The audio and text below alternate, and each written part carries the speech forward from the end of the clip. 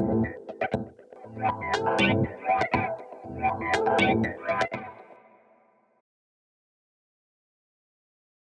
to my brain injuries, I have memory problems and will have to refer to my notes throughout this speech to remember what I really want to say. In this life, I was given the name Marie Nilsson. I would like to share with you how I came to find out that dancing stars are born out of chaos. Now, close your eyes, take a deep breath, and feel your heart beating. Acknowledge its existence. It's when we align body, mind, and soul that miracles can and do happen. I believe we are all born with a mission, with a gift, and we are here in this life to fulfill that mission, to find our path and create our own roadmap. My mission is to help people open their hearts, to find their inner power and live in balance, mentally, physically, and spiritually. I'll take you with me to the High Tatras in Poland, a place that has become a milestone on my path. Early June 2017, my life changed in the blink of an eye. Up until then, I was a very dedicated personal trainer and I ran my own business in Brussels, Belgium. I specialized in rehabilitation, pain management, and nutrition. I was an athlete and have competed in different sports in the past. I reached national level competition in powerlifting. I loved my life. I had amazing friends. I loved my work. And I traveled a lot, which is one of my passions. I was, and still am, a keen and passionate hiker and have made some amazing treks, including the Himalayas. I've summited Kilimanjaro and have made some other splendid hiking trips in different countries. And then my life changed in the blink of an eye. I was in the High Tatras. I was with a friend and our objective was to summit Mount Rishi, the highest mountain in Poland. About 500 meters from the summit, something went very wrong. An accident occurred that I cannot recall at all. I was told I slipped and fell. I fell roughly 450 meters down the mountain.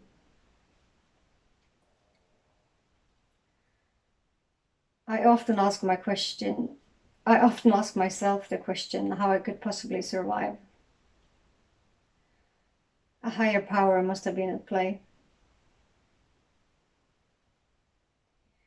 I do remember the morning of the accident in detail, up to about 15 minutes before my fall.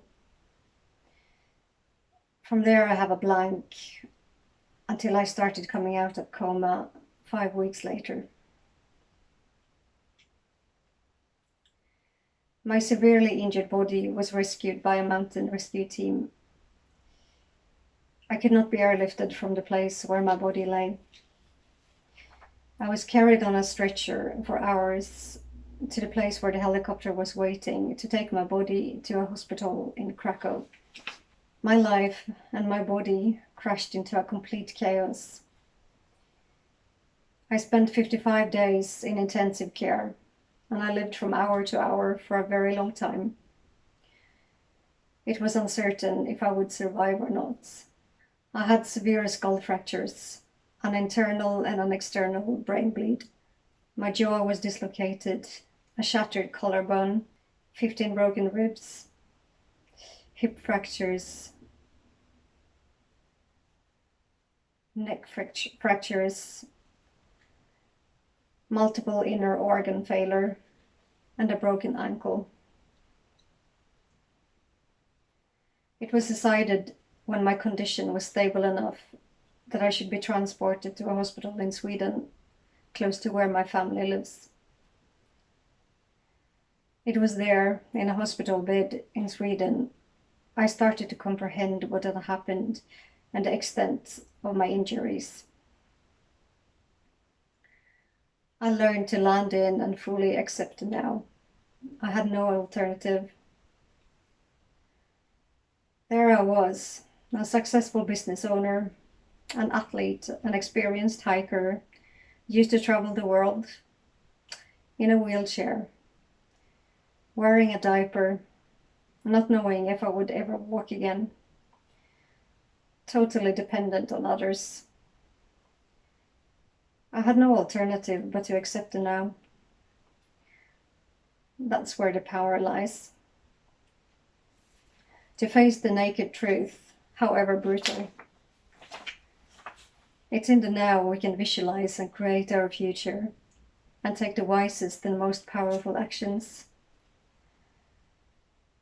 It's important to clarify what drives you, your own why.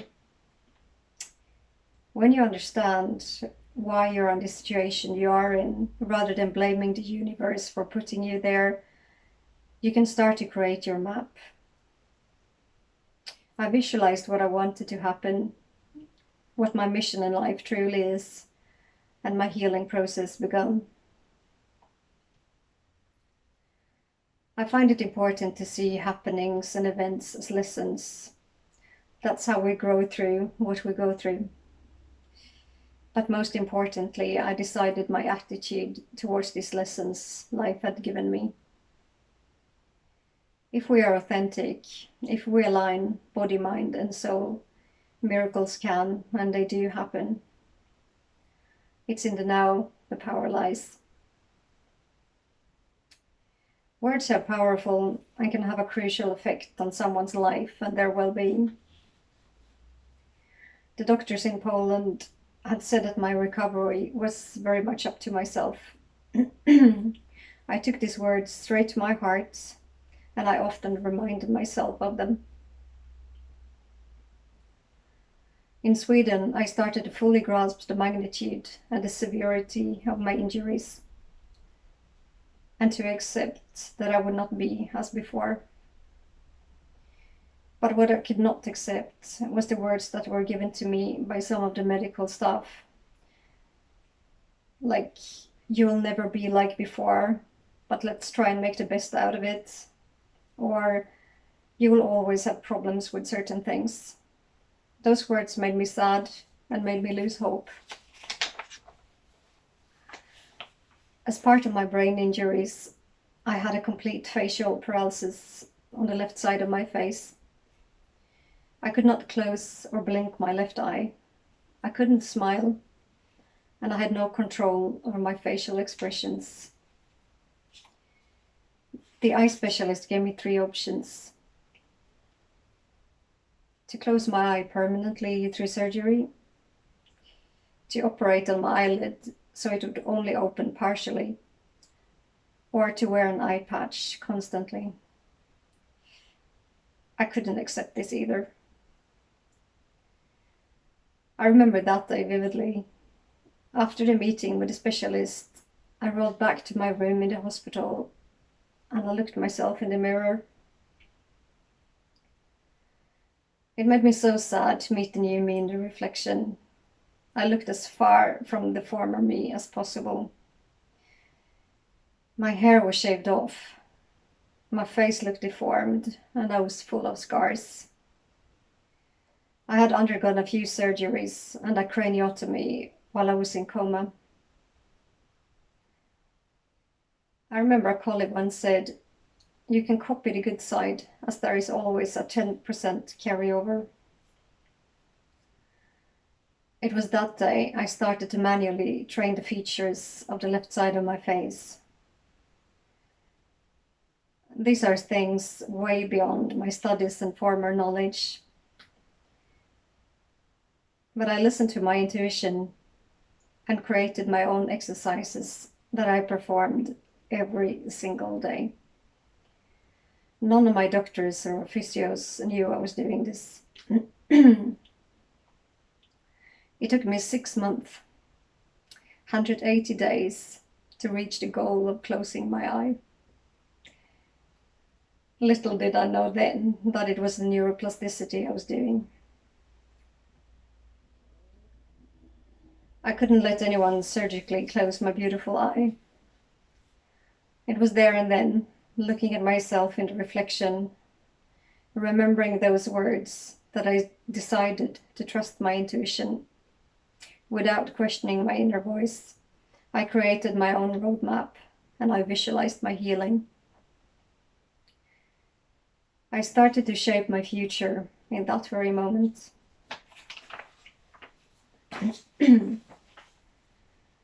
It took me 9 months to get to the point where I could take a short walk on my own.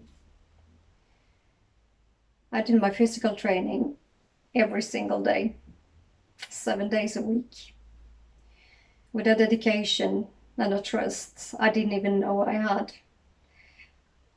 Neuroplasticity is a very interesting thing, and I've had a first-hand experience. With the help of colleagues, my own knowledge in rehabilitation, in DNS and fascia, together with the power of visualization, I am now able to enjoy things in life that are so important to me, like hiking, cycling, photography, and enjoying nature. And when I look at myself in the mirror these days, it's through both my eyes, and I can see a miracle in the reflection. I still have many difficulties with my handicaps and my brain fatigue, but I'm in no pain any longer. I don't want to think about how I would feel like today or where I would be if I had not trusted my intuition. 3 months before my accident, I spent a month in India. I had just been to a satsang with Moji in Rishikesh. Leaving the peaceful gathering, I found myself in the midst of a typical busy Indian city. People everywhere, cows on the streets, monkeys in the corner of your eye, the messy traffic and the noise. It's hard to describe India if you haven't been there. All of a sudden, a stranger walks up to me. He looked me in the eyes, he smiled, and said, "Dancing stars are born out of chaos." Before I had a chance to ask him what he meant, he was gone. Time stopped for a little while. 3 months later, I am in a coma in Krakow, and my life was a total chaos. Chaos forces us to stop and brings us closer to our mission that has been there since before we were born. By letting us reflect on our choices in life, the choices that led us to where we are today, we can come closer to our purpose. Were our choices made by heart or by mind? Ego does often lead us astray, but our heart knows nothing else than our mission and will always lead us on the path to fulfillment. In the future, we can help each other to not losing that knowledge simply by not denying who we are and cherish diversity. We all play an important role.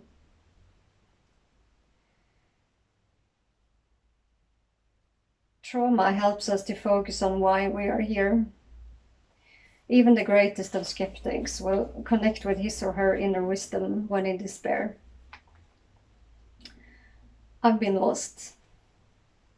I've been there. For a long time, I questioned why I survived, why I was not let to die. When loneliness and this brand new life was killing me.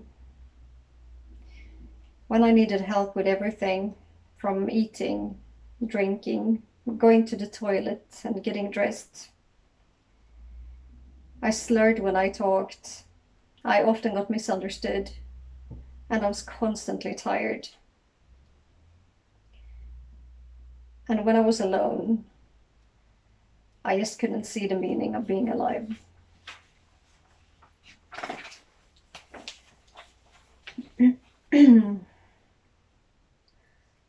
What saved me was my soul searching through meditation, through writing, and opening my heart to my closest friends. I would have never made it without my friends and my family, and without realizing the value of self-love and what it actually means. We need each other. We grow through interaction with one another. I am eternally grateful to all my friends who has taken the time to meet me, to talk to me, and above all to listen, wanting to understand my parallel universe.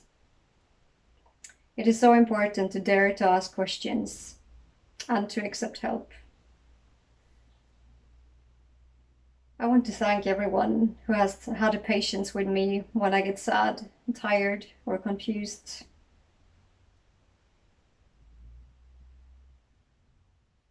When we open up and reach out, when we realize that there is nothing to be afraid of,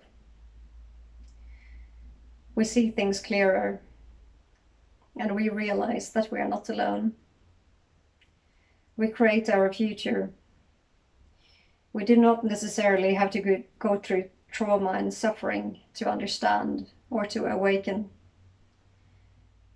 but daring to find our inner selves and to reach out. I encourage you all to live from your heart, to trust and cultivate your intuition, and visualize your future from a place of acceptance and total trust. Nourish love and curiosity. Learn and forgive from the past. Thank you for listening.